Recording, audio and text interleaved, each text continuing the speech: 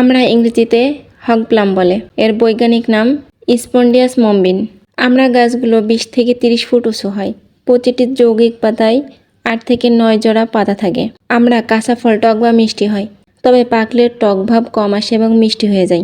এই ফল কাঁচা ও পাকা রান্না করে বা আচার বানিয়েও খাওয়া যায়। ফল আগস্ট মাসে বাজারে আসে এবং থাকে অক্টোবর পর্যন্ত।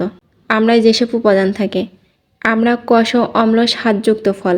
এতে প্রায় 90% জল, 4 থেকে 5% কার্বোহাইড্রেট ও সামান্য প্রোটিন থাকে। 100 গ্রাম আমড়ায় ভিটামিন সি পাওয়া যায় 20 মিলিগ্রাম, ক্যারোটিন 270 মাইক্রোগ্রাম, সামান্য vitamin B, calcium 36 milligram, iron 4 milligram. আমরায় যথেষ্ট পরিমাণ প্যাকটিন জাতীয় ফাইবার এবং অ্যান্টিঅক্সিডেন্ট জাতীয় উপাদান থাকে। আমরা বাংলাদেশ সহ আফ্রিকা, ভারত, শ্রীলঙ্কা এবং ইন্দোনেশিয়ায় এই গাছটি জন্মে। আমরায় যেসব উপকারিতা পাওয়া যায়: ফল ভিটামিন সি সমৃদ্ধ। প্রতি 100 গ্রাম আমড়ায় 20 মিলিগ্রাম পাওয়া যায়।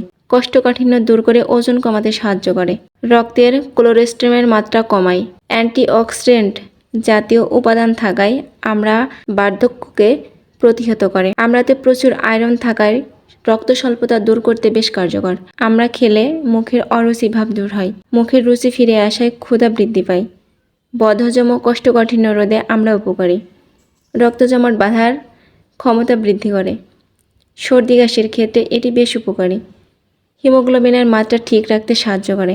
আমরায় যেসব পুষ্টিগুণ থাকে: প্রতি 100 গ্রাম খাদ্য উপযোগী আমড়ার পুষ্টিগুণ: শর্করা 15 গ্রাম, প্রোটিন 1.1 গ্রাম, চর্বি 0.1 gram, calcium 55 milligram, iron 3.9 milligram, carotene 800 microgram, vitamin B 10.28 milligram, vitamin C 92 milligram, অন্যান্য খনিজ পদার্থ 0.6 মিলিগ্রাম। খাদ্যশক্তি 66 কিলোগ্রাম। খাদ্যশক্তি 66 কিলোক্যালোরি।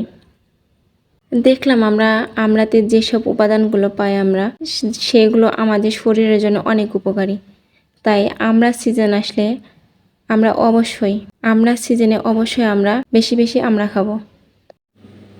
প্রচুর পরিমাণে আমড়া খাবো এবং রোগ প্রতিরোধ ক্ষমতা বাড়াবো। আমড়ার কেজি খুব একটা বেশি না, বাজারে গেলে 20 টাকা অথবা 40 টাকা কেজিতেই পাওয়া যাবে। তাই আমরা আমাদের সামর্থ্য অনুযায়ী আমরা খাওয়ার চেষ্টা করব এবং সুস্থ থাকব। সুস্থ রাখার মালিক আল্লাহ। আমরা তো চেষ্টা করতে পারি মাত্র, চেষ্টা করতে তো ক্ষতি নাই। তাই আমরা নিজেকে নিজের শরীর সুস্থ অ্যান্ড সবল রাখার জন্য যা যা করণীয় আমরা সেই নিয়ম মাফিক কাজ করব।